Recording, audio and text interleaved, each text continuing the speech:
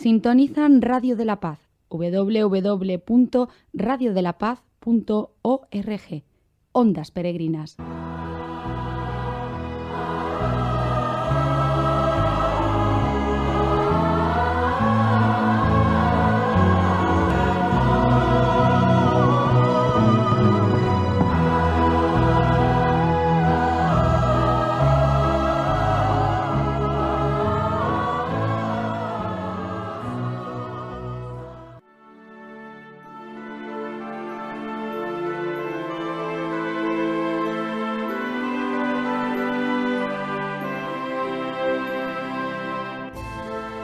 Fundación Foro San Benito de Europa. La nueva evangelización en España y desde España hacia el resto de Europa.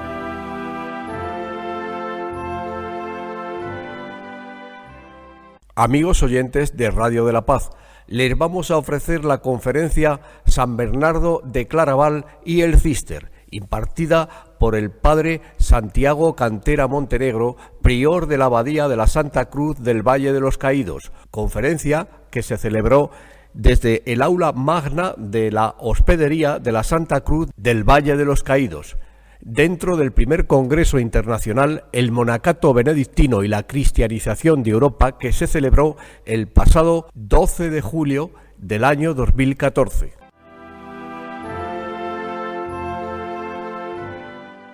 Que me da cierto reparo hablar de San Bernardo y el Císter cuando hay bastante presencia cisterciense hoy aquí. Por mi parte les puedo asegurar que es una orden a la que siempre he tenido en gran estima, y de hecho cuando estuve dando unos ejercicios hace 3 años ya casi en el monasterio de Nuestra Señora de Oseira, me permitieron el privilegio de vestir también la cogulla cisterciense, la cogulla blanca, y les revelé el secreto que ellos no sabían, que una de mis primeras ideas cuando me vino a la cabeza el poder ser monje, ya de niño, había sido la de ser monje y además en Oseira. Y bueno, pues me vestí la cogulla cisterciense por unos días en el coro y en el momento de las conferencias. Yo voy a estructurar la conferencia en torno a 7 puntos que voy a ir siguiendo, ya por entrar en materia y no alargar mucho más, que serían el nacimiento del Císter y la figura de San Bernardo, la expansión del Císter, que supone toda una renovación monástica del mapa monacal en Europa, las influencias cistercienses en la espiritualidad, principalmente por vía de San Bernardo, el arte cisterciense, que supone también otra renovación importantísima en la historia del mundo occidental, los avances económicos y tecnológicos que aportan los monjes cistercienses en la Europa medieval, en lo que se ha denominado la revolución industrial de la Edad Media, a partir del año 1000, y ellos entran un poquito más tarde, una referencia también a las monjas cistercienses y a las órdenes militares. El Císter, como muchos de ustedes conocen, y bueno, trataré de no meterme en demasiados detalles en ello, el Císter nació a partir de un movimiento monástico en la región francesa de Borgoña, en torno a 3 figuras que han sido denominados por una novela de Raymond los 3 monjes rebeldes, sobre los cuales precisamente sé que se está haciendo una película con muy pocos recursos por parte de unos jóvenes españoles y que espero que tenga un éxito notable. Estos 3 monjes rebeldes, como se les ha denominado, fueron San Roberto de Molesme, que después de haber fundado este monasterio en el año 1075, un tiempo después, en el año 1098, sale con un grupo de monjes que desean tener una vida benedictina más estricta, un seguimiento más de cerca de la regla de San Benito, con una austeridad absoluta. Y poco tiempo él habrá de volver a Molesme reclamado por los monjes, pero le va a continuar San Alberico. Y tras unos tiempos de dificultades les sucede el tercer gran fundador de Císter, que es San Esteban Harding. San Esteban Harding es quien redacta la Carta Caritatis, la Carta de Caridad, que se ha considerado de algún modo el documento constitucional o fundacional propiamente de lo que es la orden cisterciense. El bosque al que se retiran es el bosque de Císter. Yo voy a distinguir cuando hablo cister a secas, como transcripción española de citó, cistercium, cuando me refiero al emplazamiento del monasterio, y cuando digo el cister me voy a referir a la orden y a lo que es el movimiento cisterciense.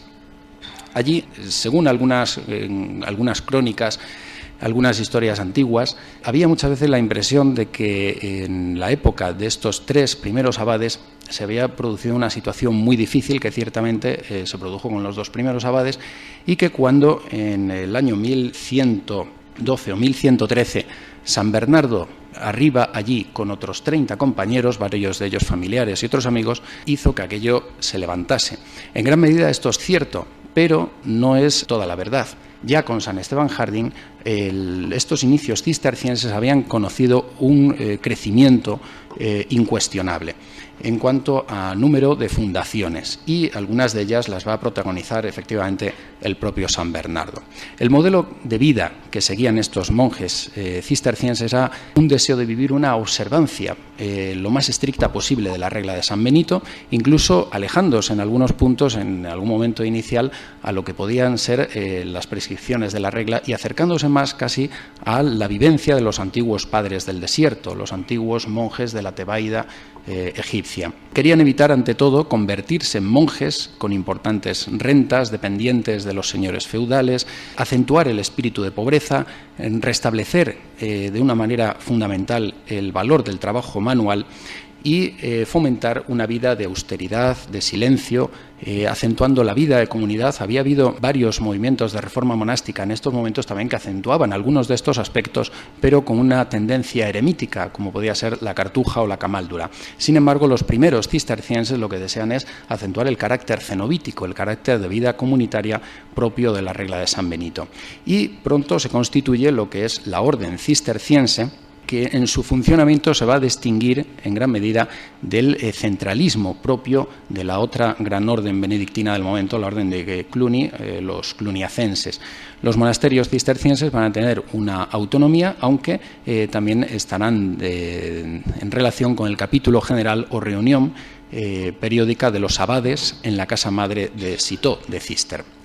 San Bernardo, que nace en el año 1090, llega al bosque de Cister, como señalábamos, en 1112-1113. Él pertenecía a una familia nobiliaria, el padre era un caballero, un noble de la nobleza guerrera de la Borgoña, y la madre profundamente piadosa. Él vive en este ambiente, pero pronto de esa formación caballeresca va a pasar a seguir el camino de los estudios, dado que se ven en él una serie de cualidades que hacen que los padres lo envían a estudiar con unos canónigos regulares. Pronto entra como novicio, después de unos momentos de dificultades personales, y como monje muy pronto, en el año 1115, se le designa abad fundador de Claraval, de Clairvaux. De aquí la confianza que muy pronto deposita ya los primeros cistercienses en la persona de San Bernardo. Con él la orden va a adquirir, como señalaremos más adelante, una expansión enorme por Europa e incluso pasará de las tierras europeas llegando al Próximo Oriente.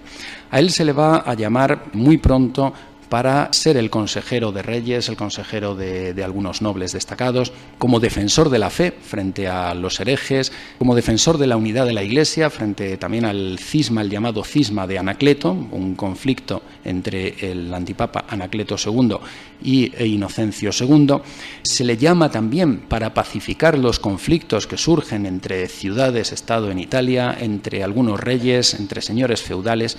Y de toda esta labor de San Bernardo, quizá una de las piezas más destacadas en la influencia que ejerce en la Iglesia y el auge que tiene el movimiento cisterciense es como en el año 1145 un abad de Trois-Fontaines, hijo espiritual de San Bernardo, se convierte en el primer papa cisterciense, que es Eugenio III, y a él precisamente San Bernardo le dedicará un tratado, el Tratado de Consideraciones, el Tratado sobre la Consideración, que, por cierto, el Papa Benedicto XVI, en una ocasión que le señalaron cuáles eran sus libros de cabecera como pontífice, señaló la regla pastoral de San Gregorio Magno y el Tratado sobre la Consideración de San Bernardo. Otro papel muy destacado fue uno de los motivos por el que más se le criticó en el siglo XIX y en parte del XX, fue la labor desempeñada frente a los errores de Pedro Abelardo, un tema en el que no voy a entrar aquí en la cuestión, aunque sí lo traté en otra ocasión bastante a fondo, porque, como señalo, es uno de los aspectos desde el romanticismo liberal del siglo XIX se hicieron más fuertes y más injustas acusaciones a la persona de San Bernardo. Y también entró de lleno en el debate sobre los errores de otro intelectual destacado del momento, no tanto como Abelardo, que fue Gilberto Porretano o de la Pogué. La última gran empresa que se confía a San Bernardo es la predicación de la Segunda Cruzada, que termina en un fracaso en 1146, un fracaso estrepitoso, pero que él asume con una profundidad espiritual sorprendente. Él lo asume como una identificación con la cruz por las críticas que va a recibir desde este momento, lo asume como una inmolación de su persona por las críticas que se realizan contra él y por lo que supone el propio fracaso de una empresa en la que había puesto todo su empeño. Muere en Clairvaux, en la abadía de Claraval, el 20 de agosto de 1153, habiendo nacido, como hemos indicado, me parece, en el año 1090.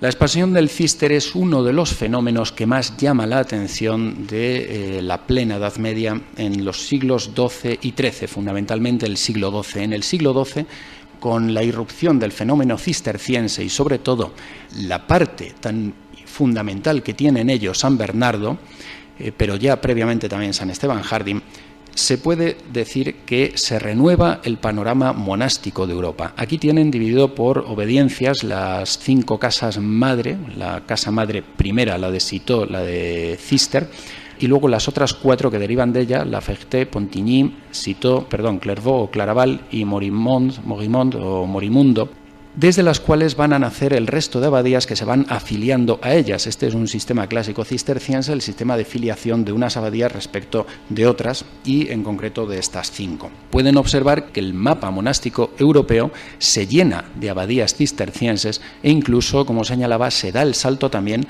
al Líbano, a tierras del Líbano, de Siria, donde hay presencia cristiana, presencia cruzada en aquellos años. Los estudios más recientes señalan que había 74 monasterios cistercienses a la muerte de San Esteban Harding en 1134. Buena parte del éxito se debe a San Bernardo. Cuando fallece San Bernardo en 1153, aquí pueden observar el crecimiento en cifras, en 1153 el número había ascendido a 343 casas, de las que 162 eran de Claraval. Con San Bernardo la orden traspasó las fronteras de Francia. Se hizo internacional, pasando a las tierras de Italia, de Suiza, de Austria, de Bohemia, de Inglaterra, Gales, Escocia. A tierras españolas viene también. La primera casa parece hoy día claramente que es Fitero, siempre se pensaba que era Moreruela, pero hoy se inclina todo más hacia Fitero en Navarra. Portugal, Escandinavia, Polonia. Y al Líbano se salta en 1157 al poco de la muerte de San Bernardo. En 1191 había 333 casas cistercienses y unos 11.600 monjes, tanto de coro como hermanos legos. Y a finales del siglo XIII, un siglo después, llegaría a haber 647 abadías y más de 20.000 monjes. El siglo XII y el siglo XIII son los grandes siglos cistercienses. Esto suscitó, lógicamente, algunos problemas con los monjes cluniacenses, también, por una parte, por el ímpetu que caracterizaba la energía y la personalidad de San Bernardo, y por otra también porque los cluniacenses en un primer momento no recibieron con agrado la reforma cisterciense.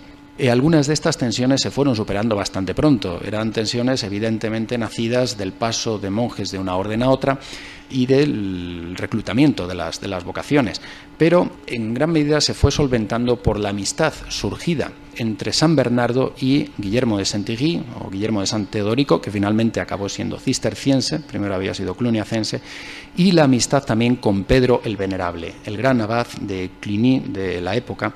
Las cartas y la amistad que entre ellos se cruzan ayudaron a superar algunas de estas primeras tensiones. La influencia de San Bernardo en la teología y en la espiritualidad es incuestionable. Propiamente su teología se puede considerar que es una teología mística, nacida de su experiencia espiritual, de su formación teológica ya recibida antes de ser monje y después como monje, propiamente es una teología mística. Algunos adversarios suyos han querido negarle el papel de teólogo, pero numerosos estudios han echado por tierra esta visión. Y está reconocido por la Iglesia desde hace muchos siglos, pero muy singularmente en 1830 se le concedió el título de doctor de la Iglesia. Normalmente se le conoce como el doctor melifluo.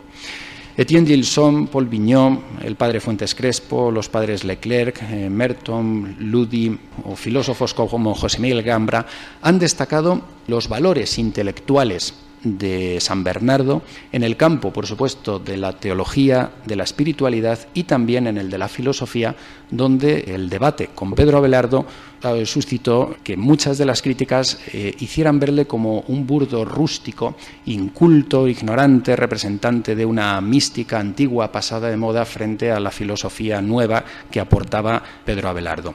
Todo esto hoy día los estudios de varios de estos autores y otros más han señalado lo equivocado que estaban estas visiones y cómo San Bernardo es una persona que realmente tiene unos fundamentos filosóficos y teológicos muy sólidos, fundamentalmente teológicos, y aporta realmente elementos muy considerables al conjunto de la teología católica. La fuente primordial para él es siempre la Sagrada Escritura. De hecho, se ha dicho en ocasiones, dijo algún autor, que habla bíblico, es decir, él cita la Sagrada Escritura de un modo natural para él. Sale en sus frases como un padre de la Iglesia y de hecho también se le ha denominado, así lo hizo Thomas Merton, el último de los padres de la Iglesia. Cita también, por supuesto, y conoce como fuente fundamental a los padres de la Iglesia y a bastantes autores clásicos, lo cual revela la formación que tenía en autores greco-romanos.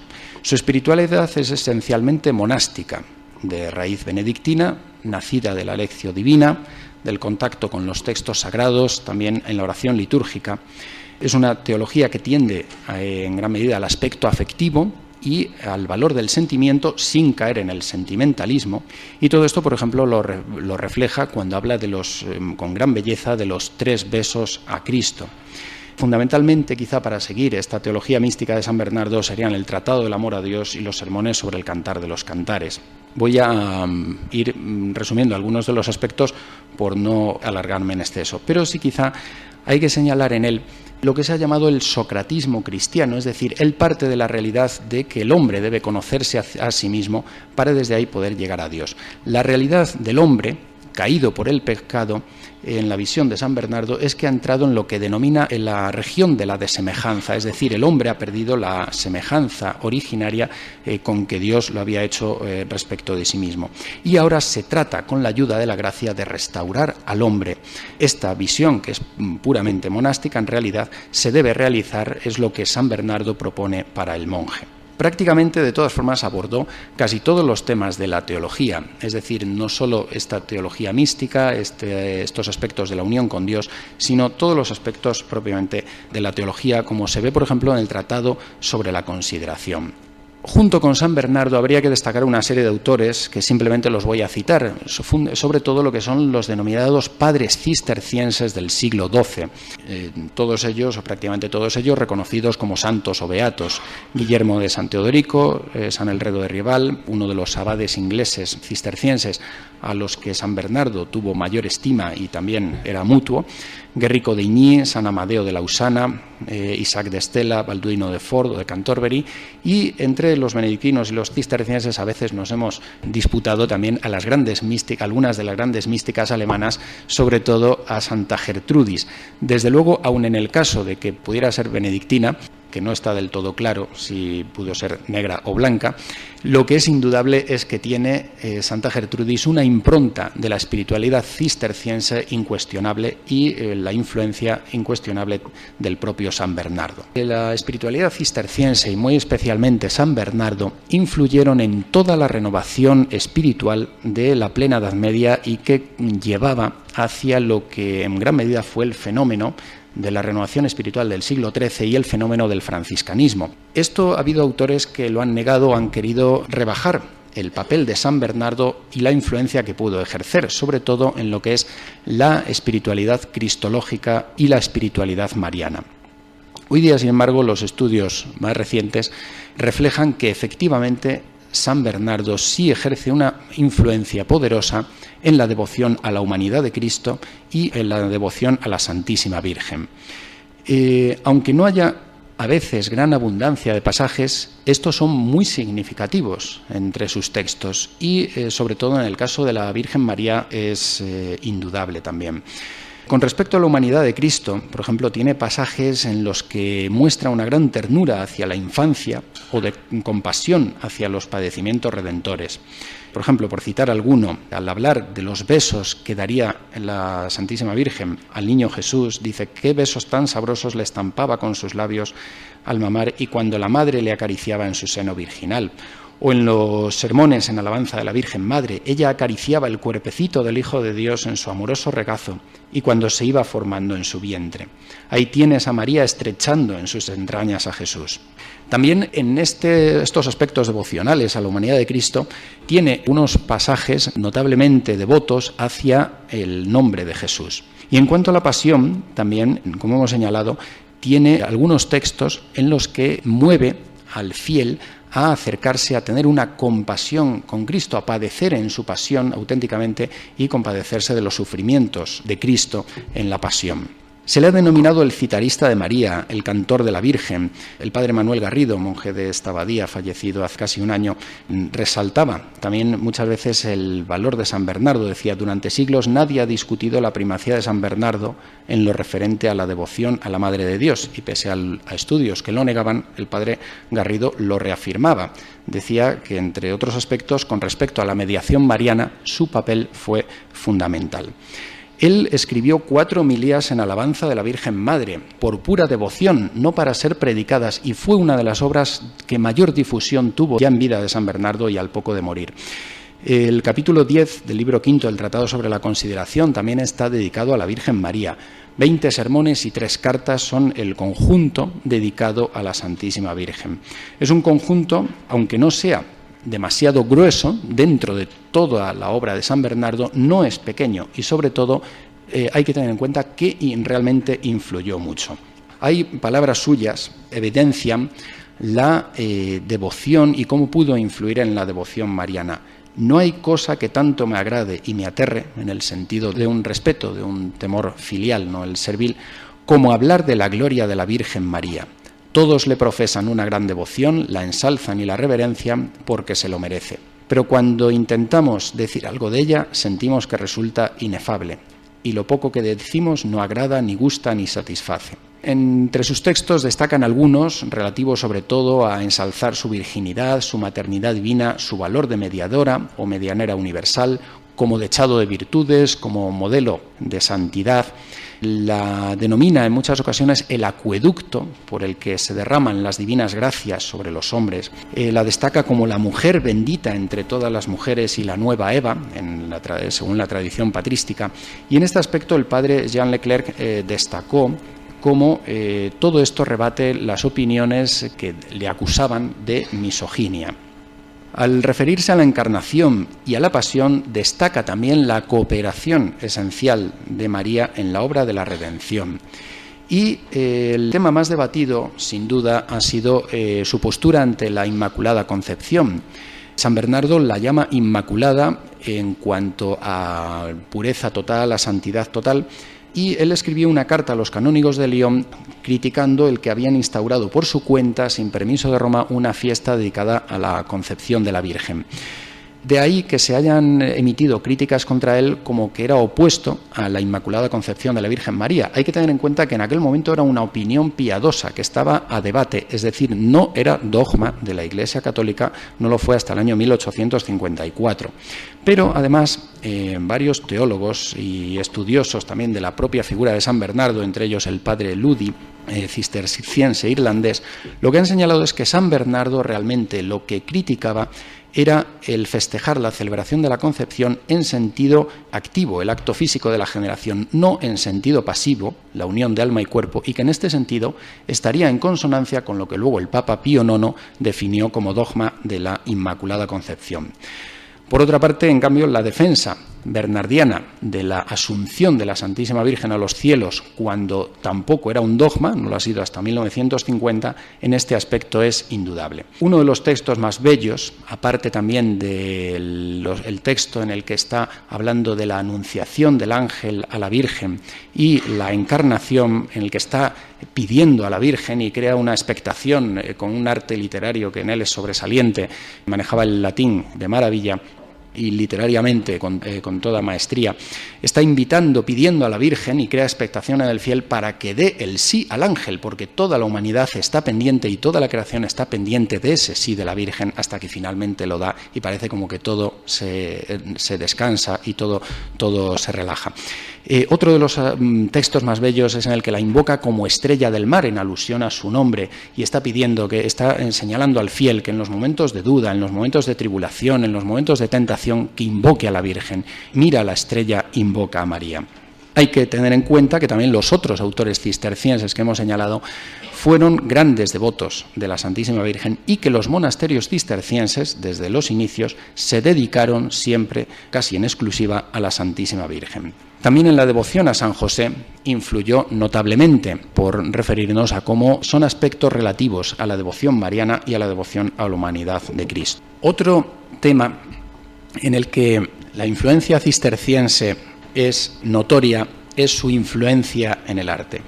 Si los cluniacenses fueron grandes difusores del arte románico en Europa y de un modo muy singular a través del Camino de Santiago, difundiendo lo que se llamó el románico de peregrinación, a los cistercienses se les debe un estilo que se ha llamado precisamente estilo cisterciense, que es la transición del románico al gótico y que está considerado en realidad como el propio origen del gótico. Lo pueden ver incluso en alguna de estas imágenes del monasterio de Oseira.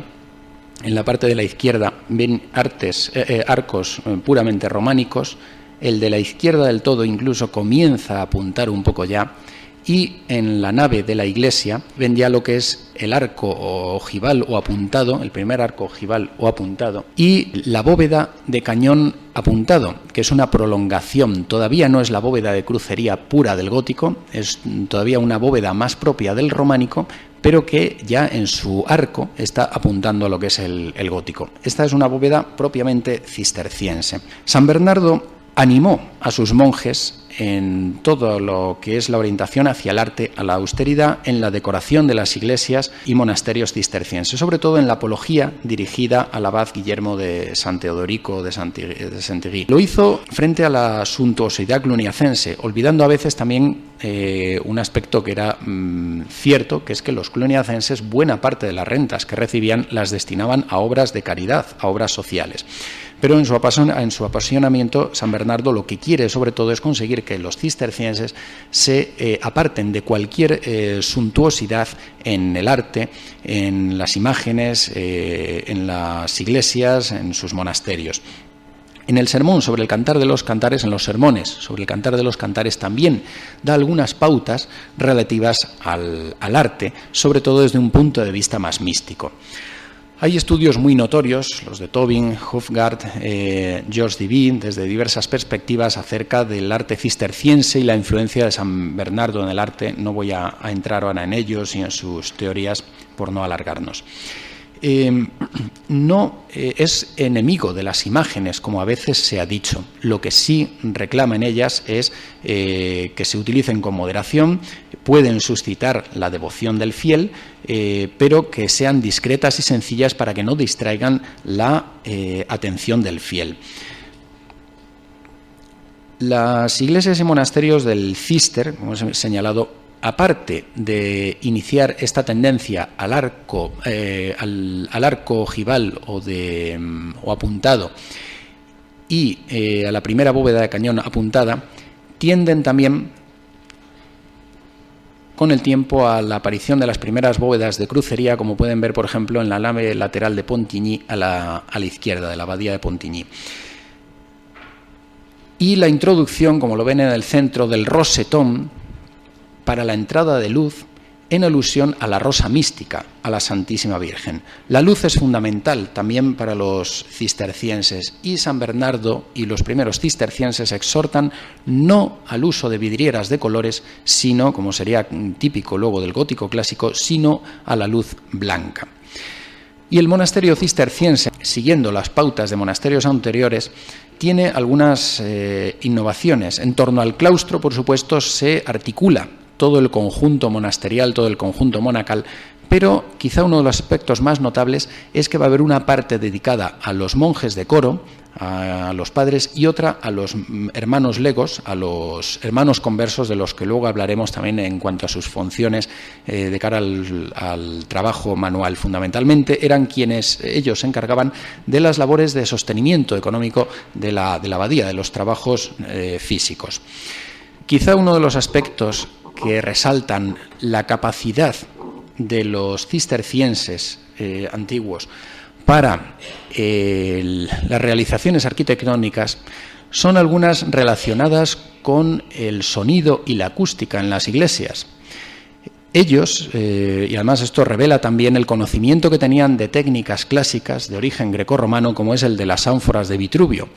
Los estudios que se han realizado en años muy recientes, a partir de los años 90, han reflejado que para dar una mayor prolongación al canto, pero al mismo tiempo evitando también una resonancia excesiva, colocaron lo que se denominan las ánforas de Vitruvio, es decir, eran unas vasijas en puntos estratégicos de la iglesia donde se podía conseguir este efecto.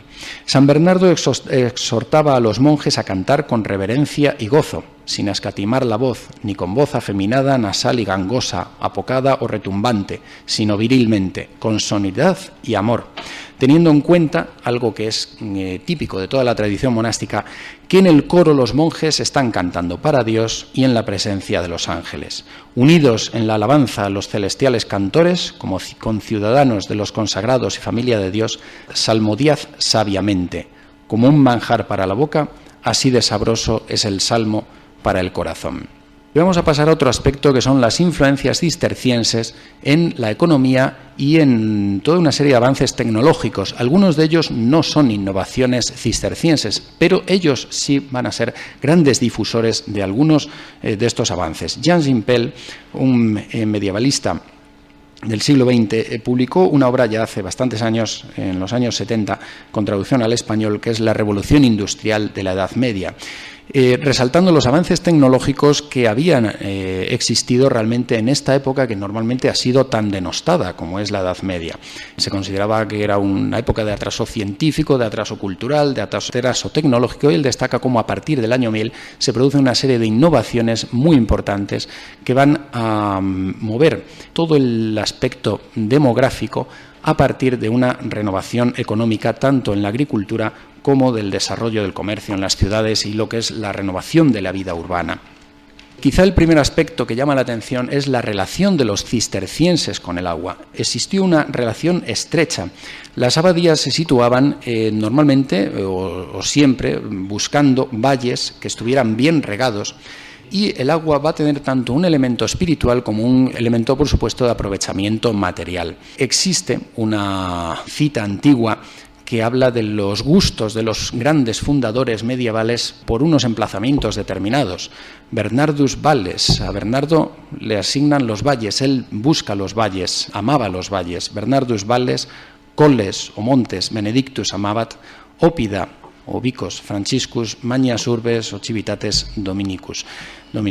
Bernardo amaba los valles, San Benito los montes, San Francisco los Ópida, las ciudades fortificadas, las ciudades medias, y Santo Domingo las grandes ciudades. El agua era llevada desde los ríos y los manantiales y a todas las dependencias económicas del mismo, a las granjas, etc. Se canalizaba, se iba llevando por las laderas, siguiendo sistemas antiguos de los romanos, con auténticos acueductos, y quizá uno de los casos que más llama la atención es el de la abadía de Aubassin. En este sentido, el llamado Canal de los Monjes, que tienen a la izquierda, una abadía, un monasterio que se había incorporado a la orden, existente ya de antes, Los monjes, para no desaprovechar todas las instalaciones que ya existían y no tener que desplazar a toda la comunidad, lo que hicieron fue traer el agua de un torrente que había a 1.700 metros del monasterio, abriendo un inmenso canal que se denominó el Canal de los Monjes. Solían tratar de situar las abadías cerca de los ríos o junto a los ríos, pero evitando también las crecidas de los ríos que pudieran crear avalanchas con las que causaran destrucciones en momentos de inundación. Para ello se colocaban en terrazas junto a los ríos o realizaban, como en el caso en la abadía de Maubuisson, presas de contención, o en otras ocasiones al revés, también establecían estanques para poder retener el agua en épocas de escasez de agua.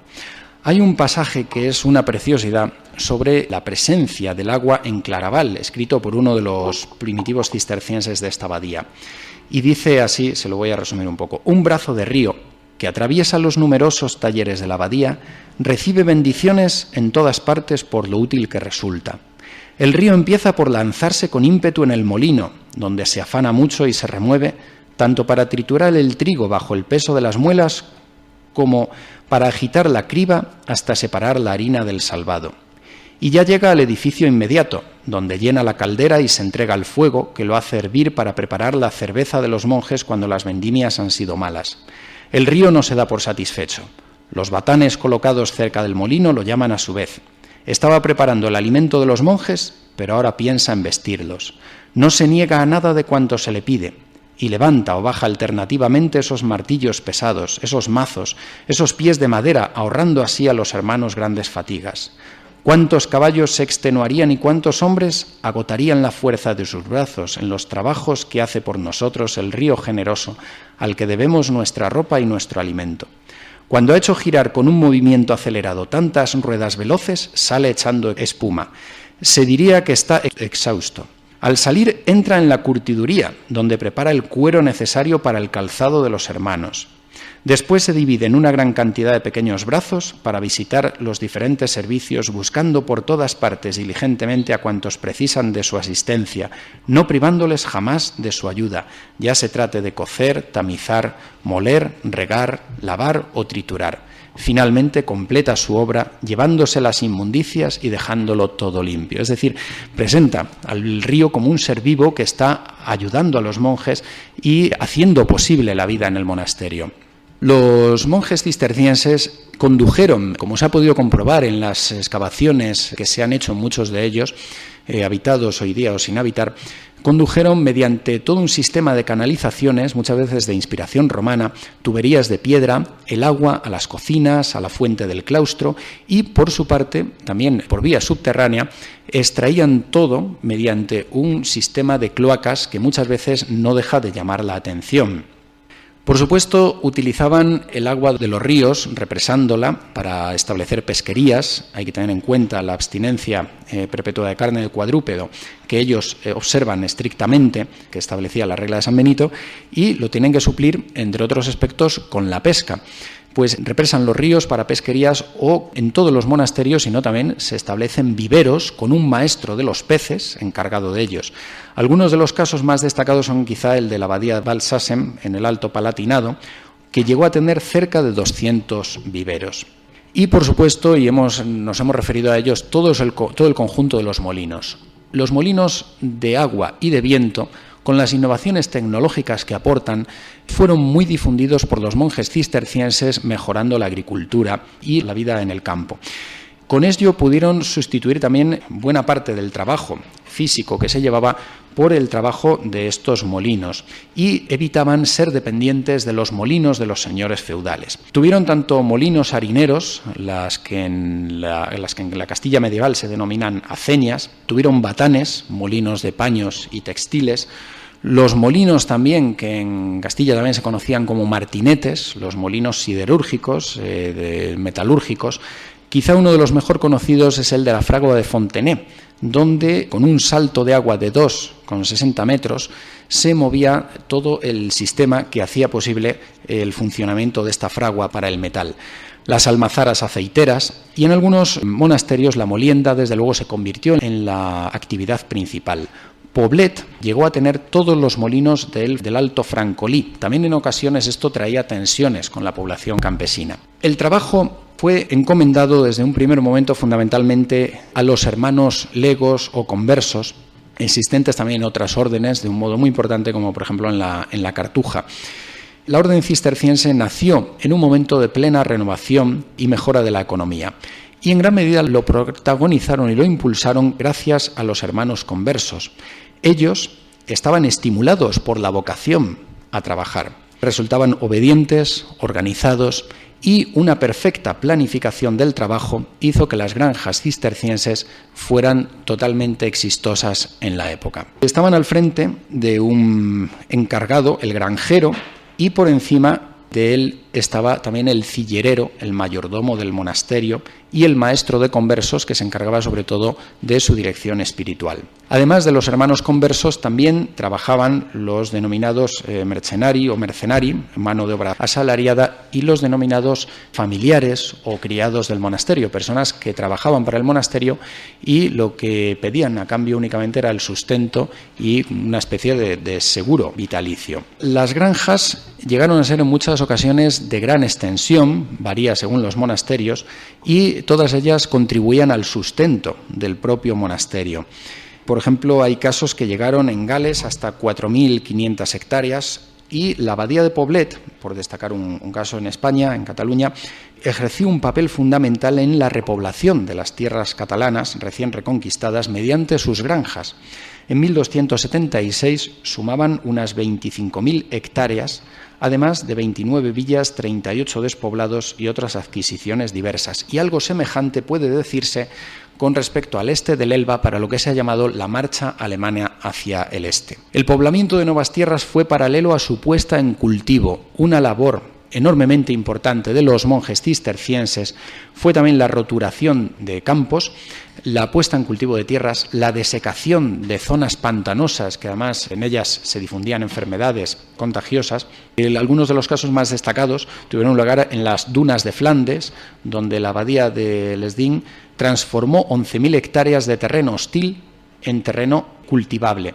O la abadía de Valkenried en Turingia, donde un yerno cenagoso se convirtió en lo que se llamó la pradera dorada. Las granjas tenían entre sus instalaciones importantes graneros para el cereal, y al lado del cereal también otra dedicación importante fue la viticultura, con bodegas de gran importancia, por ejemplo las de la zona de la Borgoña francesa. Junto a ello también hay que destacar la elaboración de cerveza. Muchas de las cervezas monásticas han adquirido gran fama. Bien, aparte de la imagen que pueda haber en ocasiones del monje bebedor, imagen injusta, pero que existe muchas veces y que es la que se difunde en los medios, esto tiene también una justificación. Tanto el uso del vino, que San Benito permite a sus monjes, e incluso San Pablo lo recomienda, aunque San Benito dice también que el que pueda pase sin él.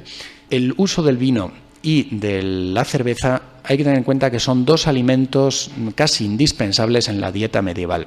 Y entre otros aspectos porque, aunque los monasterios cistercienses se trata, como hemos dicho, de que se sitúen en lugares donde haya aguas limpias y ricas, muchas veces estas aguas no eran aptas para poderse beber. Eran aguas que estaban a lo mejor contaminadas por los excrementos de animales o por bacterias que entonces se desconocían, pero que afectaban al aparato digestivo. Y, por lo tanto, se tenía que sustituir con la leche, el vino y la cerveza. Podríamos destacar otros aspectos, como también el aprovechamiento forestal. Los monjes cistercienses trataron en todo momento de hacer un aprovechamiento racional de los bosques, y un aprovechamiento que, aparte de la extracción, todo lo que el bosque podía proporcionar, hiciera que éste se pudiera regenerar. Tanto es así que algunas de las medidas protectoras de los bosques que ellos habían determinado hicieron que en el siglo XVII fueran tomadas como modelo para otras medidas protectoras como las de Colbert en Francia. Una referencia ya para acabar a las monjas cistercienses y a las órdenes militares, y pido disculpas porque me tengo que resumir esta parte final, ya me he alargado un poco de más. Las monjas cistercienses, en un primer momento, no parece que hubiera una preocupación por las vocaciones femeninas, a pesar de que San Roberto de Molesme había dirigido a varias religiosas. Y parece que surgió más a partir de la entrada de San Bernardo en 1112, cuando el cister empieza a volcarse en las vocaciones femeninas que se empiezan a presentar, o monasterios, monjas preexistentes o de beguinas que quieren incorporarse a la orden. El priorato de monjas en Juilly se considera normalmente el priorato de monjas de Juilly como el primer monasterio cisterciense, aunque todavía vivían una vida bajo reglamento benedictino propiamente, aunque ya ingresó en ella también la hermana de San Bernardo, que sería la segunda priora, Santa Umbelina. De aquí partieron varias fundaciones y la primera abadesa de Tarbes, que es el que está considerado como propiamente ya el primer monasterio estrictamente cisterciense, que observa la regla de San Benito, la Carta de Caridad y los estatutos de los capítulos generales cistercienses, bajo la afiliación y la dirección de la abadía de Cister de Citeaux, y se convierte en la cabeza de una congregación de cenobios femeninos. El siglo XII y el XIII van a ser dos monasterios de amplia extensión de los monasterios femeninos cistercienses, que harán que el capítulo general vaya dando una serie de normas. El siglo XIII ha sido denominado como el gran siglo de las monjas cistercienses. En Europa y en Oriente Próximo se llegan a censar entre 752 y 873 monasterios.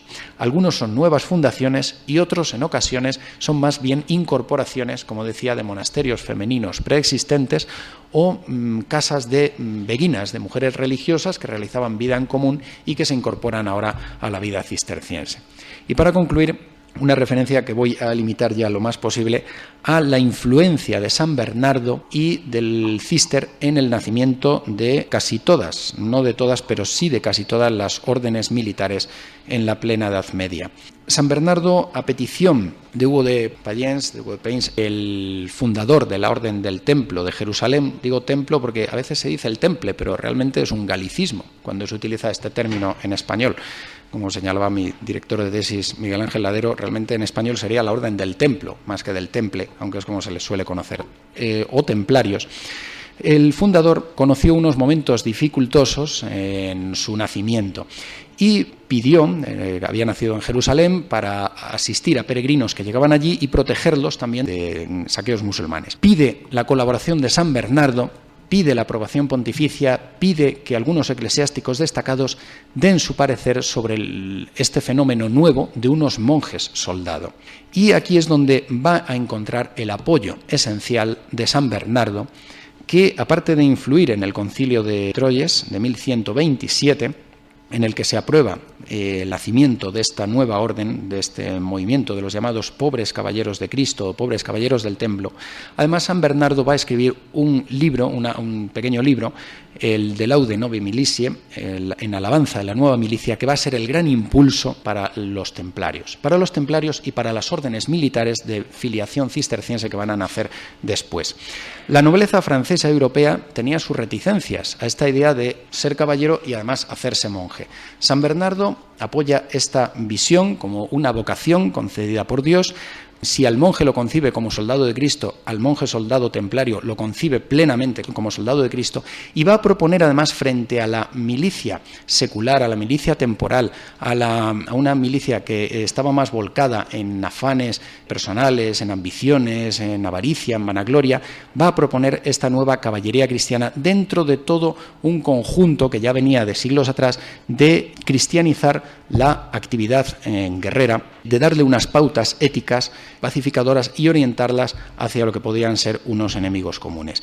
Bien, la influencia de San Bernardo en este aspecto es fundamental. La orden del templo nacerá vinculada al Cister y a partir de ella también, o tomando como modelo, por una parte en la Reconquista española van a nacer órdenes de filiación cisterciense importantísimas, como será la de Calatrava, en tierras sobre todo castellanas, y Avís en Portugal. La Orden de Alcántara, más bien en tierras leonesas, sobre todo de Extremadura, tendrá una participación muy importante en la repoblación de Extremadura.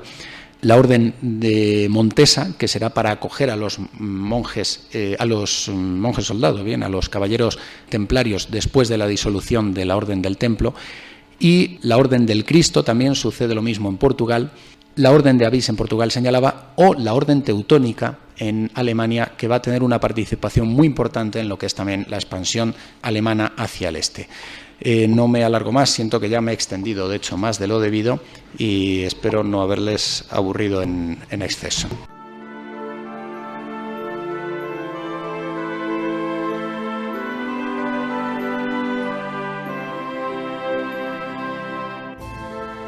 Fundación Foro San Benito de Europa. La nueva evangelización en España y desde España hacia el resto de Europa.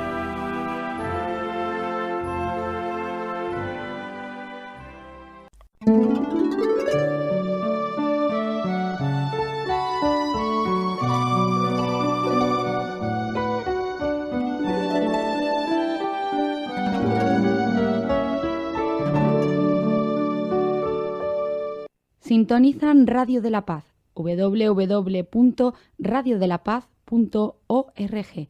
Ondas peregrinas.